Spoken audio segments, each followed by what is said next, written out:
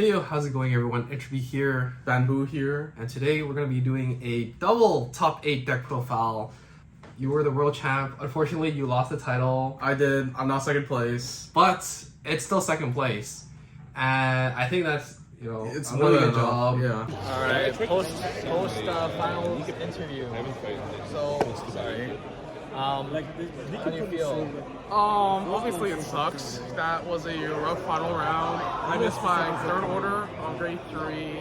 I went first, so I couldn't even search for it. And then I think my opponent hit was on turn 2, which I was thinking like see on grade 2, but then that made me have to speed up the game, right? Because I can't sit on grade 2 anymore. And on my grade 3 turn, they had a quick heal, and I'm like, oh lord, I think I'm cooked.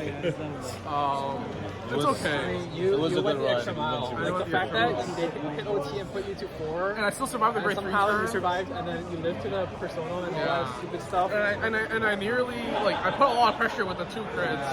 At that point, it's like you did what you could. Exactly. I think that's the spirit of the game. Okay, I'm proud of you. Thank you. Alright. And I ended up 6th. So, I'm really proud of how we did this time. Well, I guess we can start off with talking about our deck, right, and our choices. I think with most of the deck, it's pretty straightforward, right? 4 orders, 4 of each of the grade 2s, your round lines. So let's go with what we talk about the toys, right? So it'd be these, the Block Horses and Ruby Rouge. And we ended up with playing a 3-3 split because I think Heartluru is really strong going first already. And if you want to go, and if you end up going second because you lost the ice roll, you want the extra edge. Then with the Block Horse, again, I agree. It's just such a good booster. I think the presence of it forces your opponent to think about what numbers they're committing.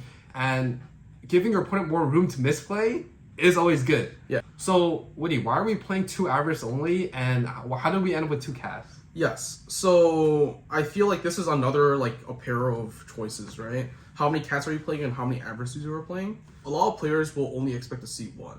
Yeah. Right? So if you're fighting against a very strong player, they will be more aware of the fact that they will be more aware of the cats, right? Yeah. If the cat isn't damaged or in drop, having the second cat can help you rescue you from that situation. It won me at least 1 game.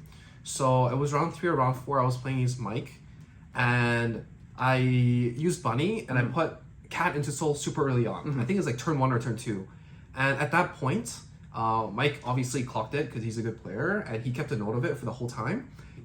But I had the second cat, and because I had the second cat, I caught him off guard and I won off that. And then Avarice. Yeah, Avarice I think is a very strong card. You can definitely think about playing 3 of it because I think my 2 losses in Worlds was because I missed the 3rd order. I missed the 3rd order and 4th order only once. So I think if you include my 8 games and 2 by 10 games, 18 games, and missing it 3 times, that's really not bad. Yeah. You have to think about the average, okay? One of the reasons why I was more confident playing double Avarice instead of triple is because the Ruby Rouge exists. And do you want to explain the Ruby Rouge thing? Yeah, of course. So Ruby Rouge says you can bind itself to call a card from drop. Call a toy from drop, right? So the really funny thing about Nut Crumbs is Nut Crumbs specify that when this card is placed by a card ability, and if your opponent's Vanguard is grade 3 or greater, right? It doesn't specify it has to be called from Soul. So what you can do is if this Nut Crumbs is in drop and you have Titty in Soul, you can call Ruby Reach behind Van or anywhere even, bind it, call the Nut Crumbs, and then bind the Titty to find the 3rd order or 4th order, play it, and then resolve your Heartluru skill. The 4 stands is because we were expecting a lot of Heartlurus, and even the only deck that really doesn't work with the restand heals is Deep Lands. The 5k deficit in the shield isn't that big of a deal. Yeah. So if you play the deck enough, you'll recognize that Orgiddy, which is the grade 2 fish, that draws you a card plus 5 if you're a Vanguard. It'll be 20k at most. It's going to be 20 when it's revived from the drop. And then you CB1. Yeah. Or it's going to be 15, right? Yeah, while you're grade 2. So when it's 15 while you're grade 2, 10k shield guards it. When it's 20, when you on their grade 3 turn and your grade 3. Exactly. It's going to be 20 into a 23. So in any case, the 10k versus the 15 doesn't really matter that much. And then Blue OT. we found that blue was the most flexible because you can give the crit and the 100 million everywhere else. We tested this 2 ways. So one way was just testing each OT manually. The second way was testing the OT and deciding what OT it was when we flipped it. So we can see what is the best OT in each scenario. In like over 20 games maybe. And I think in both the specific tests with each OT, the deck and the performances where we can choose which OT it is when we flipped it was blue. In both tests, the blue one was better. So here's a few interesting questions, maybe a little spicy. So my first question is, Heartluru I think was the most represented deck. Yes, by like a small margin. But according to VG Paradox, it actually had one of the lowest conversion rates. Yes. Why? I think it has to do with the fact that because there are so many people playing the deck, there ended up being a few mirror matches, right? I think you mentioned like at least 3 or 4. Yeah. I fought against 3 myself, and maybe it took into account because it's a mirror match. One person wins, one person losses, so those results cancel out, right? But then decks like Chris Rain, which I think is one person, they got a 4-3 record. So immediately that's the only one, and they already have like 60% win rate. Yeah. So the math sometimes might not check out. Yeah. Which is perfectly okay, right? Because it's a mirror match anyway. Yeah. So it's hard to see through that. Spreadsheet math. Essentially, if you include mirror matches, obviously one's gonna win, one's gonna lose. So on the average, it tends towards 50%. Yeah. But what I'm saying is that the win rate for Heartluru is actually below 50%. Yeah. I personally think that because we didn't have an event that or any big event before Worlds with this balance change, a lot of people didn't have the chance to adapt to the meta correctly. Yeah. So I think one of the huge advantages of that we have is that we both play at a decent level. Yeah. And we can be honest with each other. Yeah. There is like no, how do you say? There is no reason for me to believe you'd lie to me. Yeah. There's no reason for me to believe or you to believe I'm lying to you. Exactly. Right? Because like genuinely I want you to. Exactly, and me too. Right? But like we do have other friends that went to Worlds, for example, Reynaldo or like Ryan, and obviously we try to help each other. But I feel like there's still a little bit of like sussing each other out. Or we can't tell them the entire story, maybe. Yeah. Or like, we'll withhold some information or some ideas. Or we don't play as much with them as we do with each other.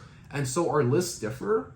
And I think some of these choices really impact performance. So I think we spent enough time with the deck that we made a pretty informed decision. While some people were flipping, flopping with decks. And I think because you spend more time flipping, flopping with decks, you don't have enough time with a specific deck. Yeah, or the specific because list. you don't have a specific deck, you don't have enough time to flip-flop with the lists. Yeah. So, for example, the cat counts, the Aris Rester counts, the OT Ruby choice. Rouge counts, the OT choice. The heal options. I think there's a lot more to choose now than ever for Heartluru. And I think there are holes that pitfalls that people can fall for. So I think I made a lot of bad choices in Rosemont, and then after I picked the deck for practicing with Worlds, it got better, and I got to see more results from it. I think another thing is a lot of people truly believe that it is a go first meta. But I spend more time looking at the numbers and the statistics and trying to really understand what kind of position and what kind of decision making I can choose before going into the game, which increases my accuracy during the game rather than having to think on the spot. And one of the things is people really believe that it is a going first meta, which I don't believe. I think maybe in Japan it is, but at least for the Worlds format, a lot of decks had the ability to go second. Yeah, and I think playing the deck differently when you're going first, going second, playing the deck differently depending on whether you hit or you whiff, and then how deep you should commit for the deck thinning. All these decision makings actually matter, and I think that was one thing I'm really proud of with the prep. It's being able to really dig deeper into the data and then understand, okay, I'm going second, right? In what circumstances is going second actually improves my win rate. So one thing that I noticed pretty interestingly is that with our data isolated, in the mirror match, we actually win more going second. Yep. But by like 5%. Yes. But when we isolate and look at everyone, like overall Heartluru win rate, going first still wins more. So I think there's many factors. Maybe it's because, I play with Sam a lot. Yeah. I know his attack pattern. I know, what he does. Yeah. Luck could also be a factor in some of the going second games. Maybe Sam just bricked and then I hit, or vice versa. But if we just look at the data alone, it was like slightly better. Yeah. And that just shows that even if you do end up going second, it's not the end of the world. Yeah, I think that's super important. I think there's a lot of people that get unhappy that they lose dice roll, and they tilt from there. And I think it's super important to just lock in. Even if going second is worse, which I agree in a lot of formats it is. You just have to keep going. Do what you can. Yeah. Any things you did differently this time compared to last time? I think it has to go back with your point about flippy flopping about your deck, right? Yeah. Last time, weirdly enough, even though Bav was the clear meta pick, I was trying to play other decks because I was like, ooh, what if there's like a secret sauce that could deal with the Bav Sarga players? Because again, they're gonna be like 60 or 70% of the room. Yeah. Because compared to the current meta, that was the one Tier and zero only deck. deck. Yeah. This meta, there's like a few really decent good decks. It's more variety, which makes it harder to adjust. Yeah. And I, spending that time swapping around decks might have given me a bit more clarity in what different decks do. But I probably spent more time than I needed to choose a deck. Yeah. This time I stuck with Heartluru. And then learning from my mistakes from Rosemont, I got a lot better with options and the decision making. So overall, spending more time with Heartluru helped me, deal with the weaknesses that it could have. Sure. And at least consolidate the strengths. Sure. Talk me through your process, because obviously we were prepping the moment I won Toronto. Yeah. Because we knew that we were both going to Worlds. Yeah. And you have exam seasons. Yes. So we actually really spent a lot more time before the Banlist hit than after. Yeah. So talk me through the whole experience. That was really tough because I think before April, I was trying to play D-Plans, right? D-Plans had the Hostage Order. It had, what's it called again? Harvest Elf? Harvest Elf. There was no choice restriction, right? So I was pretty firm on Harvest on that deck. And then the Banlist hit. I'm like, oh crap, I don't think this deck is as good as before. Yeah. It's not like the obvious pick anymore. And I have exams, so I can't really study study the decks that much. Yeah. So I decided to go immediately jump ship with to Heartluru because that gave me, again, it's like a lower, there's a high skill floor, so even if I don't perform to the maximum ability, I'll be performing well enough. Yeah. It's consistent. It's everything. It obviously cannot beat decks like Minerva when they high roll. Yeah. But, what's the chance of that happening? Yeah. 10 rounds in a row. I agree. I think in terms of high roll potential, the deck doesn't have that anymore, which is obviously a problem. Like if your opponent high rolls you can't high roll them back for game. But I think overall, the average performance of the deck is the highest. Yes. So again, also in a world where both players don't see OT, I think it is definitely one of the best decks. Yes, because with the deck thinning as consistently as it does, the deck building the board as consistently as it does, you really couldn't go too far wrong. Yeah. I think the only issue the deck could have is missing your third order. Yeah. But again, that happened 3 in 18 games. Yeah.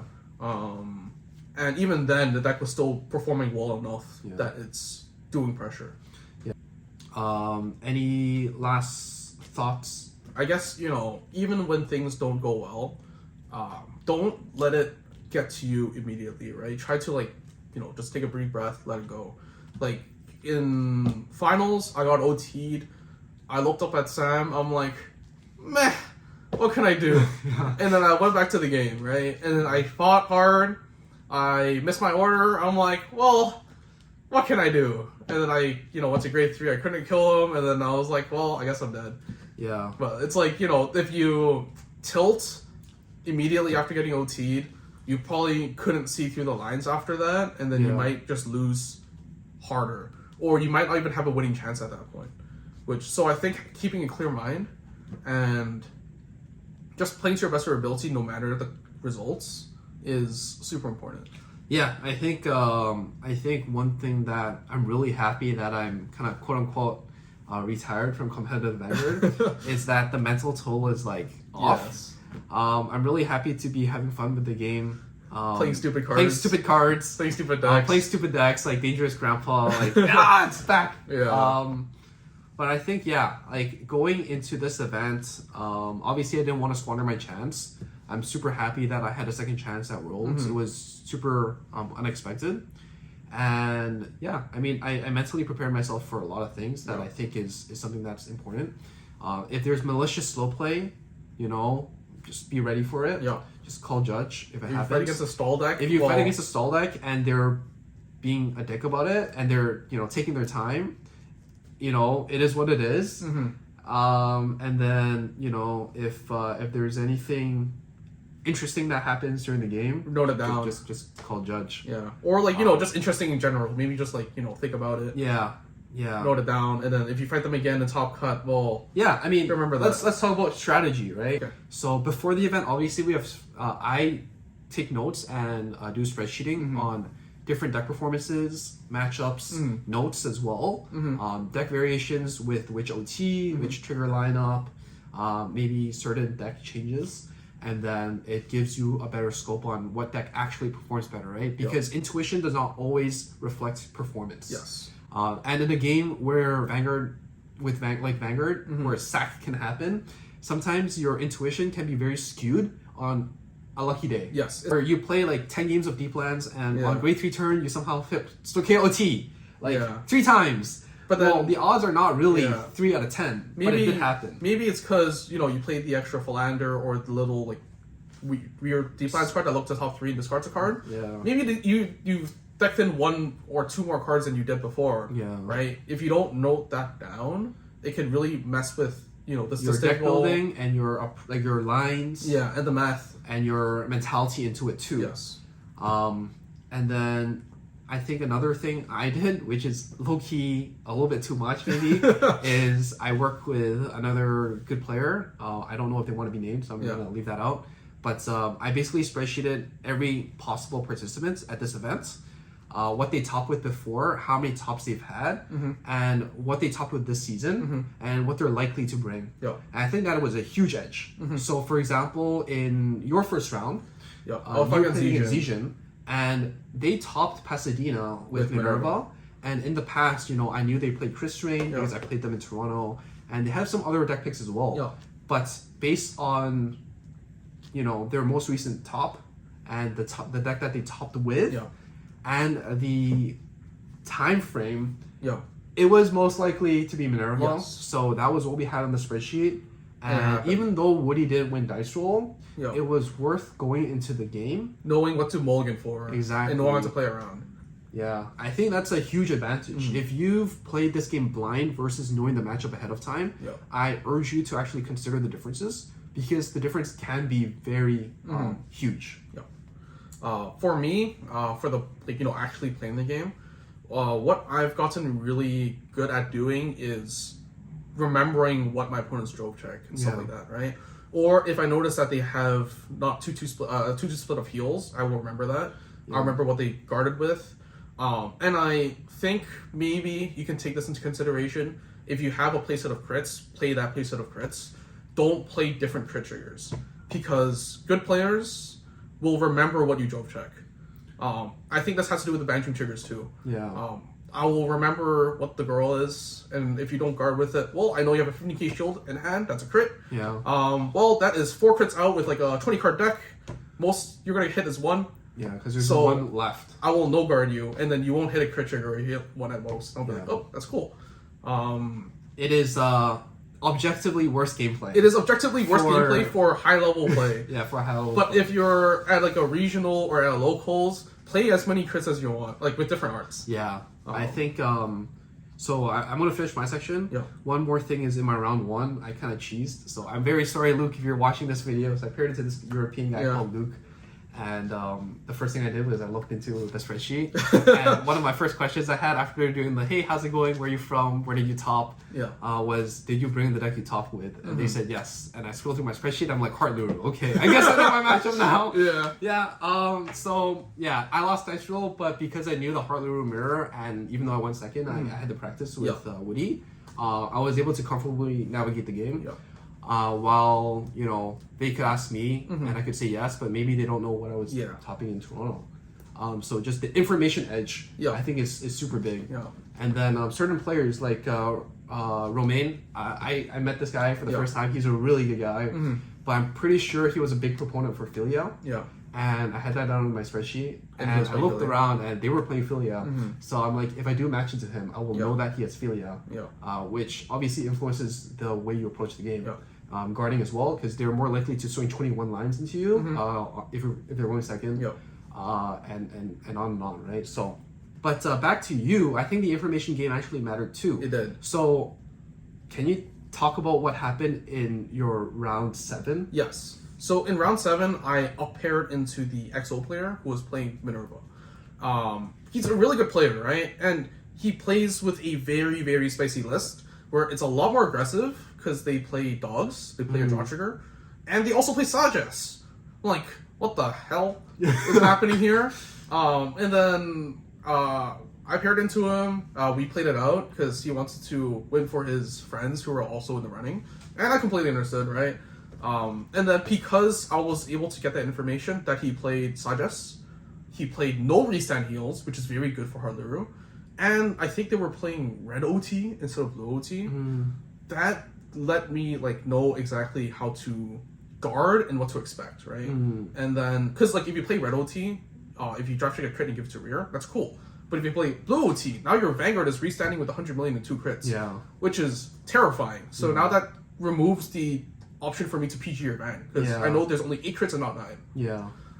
And then in the mirror match, in top 4 when I fought against him again, because I knew he had Sages, because I knew he didn't have restand heals, I was able to play a lot more freely, and I could account for the different guarding patterns he could use, right? I could take more cards out of his hand, because instead of 25k shield, he's only going to have 15. Or because he has a draw trigger, if they're less likely to have 20s. Exactly. Like, it's just one trigger, right? But I think that one trigger is still you go from impactful. 320s to 220k shields only, and right? 110. And 110. So, also early game, you don't have as much access to 15s. You only have one 5 shield, which can make guarding really awkward. So if you swing small, now they have to give you 15k shields instead of their 10k restand heals. Yeah, I think ingenuity is really rewarded in a format, in a not developed format here, because people really don't know what to expect, right? And you get rewarded if you know your deck better than your opponent. But again, I think there is a strategy going to Swiss and a strategy going to Top Cut. And I think this is a really good thought, because a lot of people talk about the XO curse, right? But I guess from this experience, I feel like the XO curse can exist, because if you play out the last round, you're actually giving more info to a high potential top cut player. Just think about it. If you match into another XO, right, and you end up playing out, both XO and X1 will get into top cut, right? There's pretty much no way that the loser gets kicked out. So there is really no reason to share your info. Not only that, it's especially true if you play a very spicy list. If you play a normal list, then it's like your opponent knows what to expect anyway. There's like... I do see the merit of trying to beat you, because they can help their friends. They can help their friend, and also you're X1, right? They're XO. So if you lose, they can get me out of the running. There is a chance that you get out of the running, but at the same merit, losing to the XO does still increase your bubble odds. So in any case, it's a really hard decision. But if you're an XO fighting an XO, I can completely understand why he'll scoop. Because there's no reason to give that edge to especially if the player knows that the opponent is playing normal list. And I think one more thing that's super valuable between the two of us is that, again, there really aren't any secrets that we have. We're literally playing the same list, right? Because we kind of worked on it together.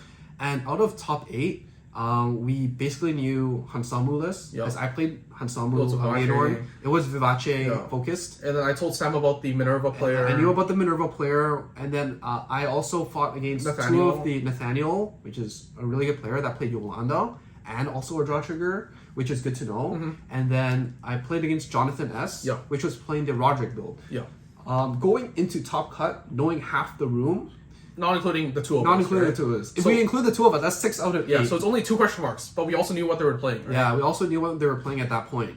Is an insane advantage going to Top Cut. And I think that is something that people should recognize and try to respect a little bit more. And I think that's partially why I'm happy to say that we do perform consistently enough. It's because we have each other's backs. We test at a decent enough level, and we take the game pretty seriously. When I don't make Top Cut, I'm scouting the Top Cut lists for you. And player 1, 2, 3, 4, 5 is playing this. I remember in Toronto, I wrote out like all 32 players. All 32 players. Oh my god! And then we were piecing out exactly who's playing what decks. And then at that point, as long as the games go normally, at least I don't need to deal with a card I've never seen before. Yeah. Is there anything else you wanted to add about this experience?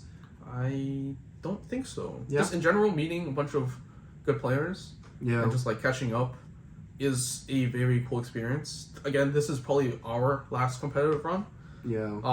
You know, it depends on like, you know, if we suddenly, you know, have an itch we need to scratch that competitively.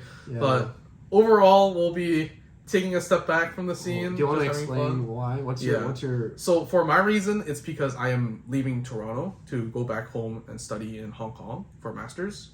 So adding on to the fact that I'm going to a master's program. Oh, for my end, I got engaged. So yippee. So again, I don't think that spending that much time into the game is that healthy. Some of you might not know, but we actually spent a lot of time playing the game. I think at least 1 to 2 hours a day. Maybe less than that, but still, it can get pretty bad. Especially before regionals.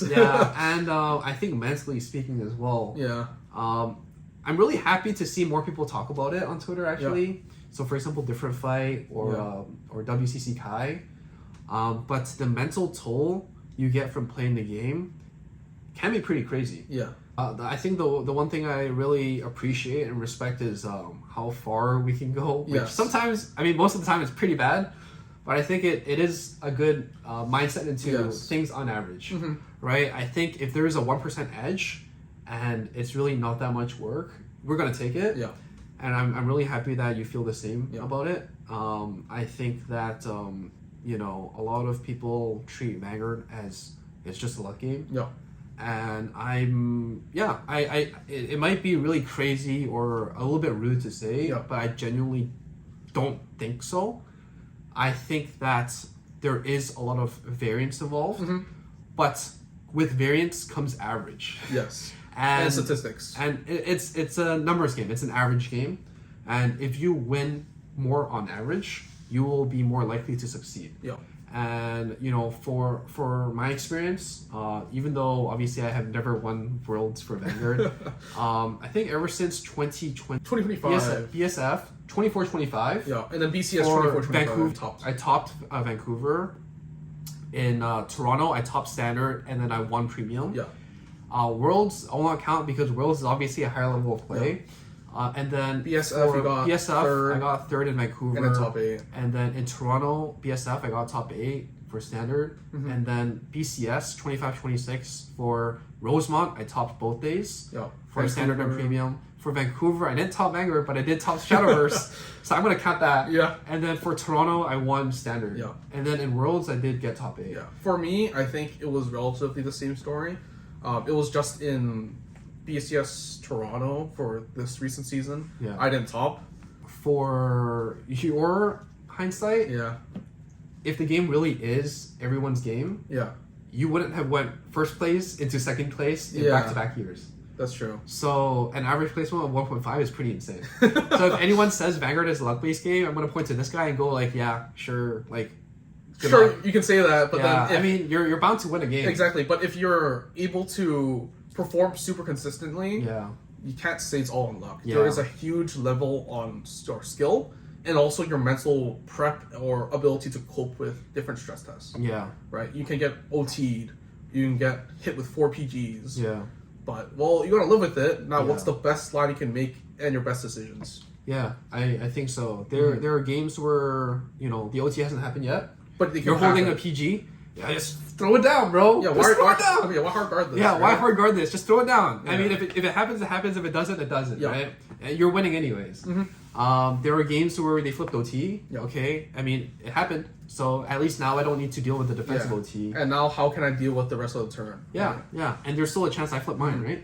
So yeah, I think overall, good play on average leads to good performance. Yes. And variance is a nice touch above that, Yeah. or it could, lower it slightly, but Yeah. overall, you should increase your win rate from being 50-50, assuming it's perfect. Like variance, you can high roll your opponent high roll, so then maybe like a 60 or 65 to your opponent's other win rate. I think the only thing I can say is that you have to give me this one. Yes. Skill does matter. Skill does matter. in this game. How much it matters is a different question. Depends on the deck, depends on the day, skill, depends on the day. But skill does matter. Yes. I think that is the one thing I'm really it's a happy mindset to. you need as well. Yeah, I'm just happy to be able to prove that. Yeah. I guess. But yeah, so I think that's basically it. This Worlds was obviously very rewarding. Yeah. I'm really happy with how we performed. I'm really happy to be able to spend this trip with you, spend this trip with Reynaldo, Ryan, Anthony, Bowen, and just meet a bunch of people. a bunch of people, and it was great to see, familiar faces. It was great to meet new faces that I followed on Twitter for a long time, and see a lot of new potential coming up. Yeah, it's pretty scary. Thank God we're retiring. Yeah, thank God we're retired. Asterisks. I don't have to deal with this anymore. So, I mean, I'm sure we'll still be playing, but obviously not at the same intensity. Yeah. And with less intensity comes with less performance Yeah. too. Not to say I'll be terrible, but Yeah, it'll just be like the different. overall. It's different, right? Yeah. Like you're not grinding like 100 games. You're obviously gonna perform worse. Yeah. And that's okay. It's good to expect that less effort means less performance. Yes. But yeah, that's basically it. Congrats again. Thank you. Congrats to you as well. I'm really happy that you performed so well. I'm a little sad that I'm still Bamboo's brother and I still haven't gotten my name back. Yeah. I'm also really a little bit unsatisfied that in a perfect world I would have met you in the finals. Yes. But What can you do? OTs happen. OTs happen. And then games are lost. Yep. But it goes both ways, right? Yeah. So it is what it is, and the fact that we were able to get that top 8 picture together is Pretty cool. pretty cool. So yeah, so that's basically it. I hope you enjoyed. If you have any questions, comment down below. We have our deck profiles in the description, and our Twitters I will pin as well in the comments. So Even though mine is wrong, just to extent, it's update, close enough. Update it, Yeah. and then I mean, I am always down to chat. Again, you can find me on Discord or YouTube, and I'm always open to share now that I don't really care competitively as much anymore. So take whatever you want from me. Just ask the right questions. All right. Bye.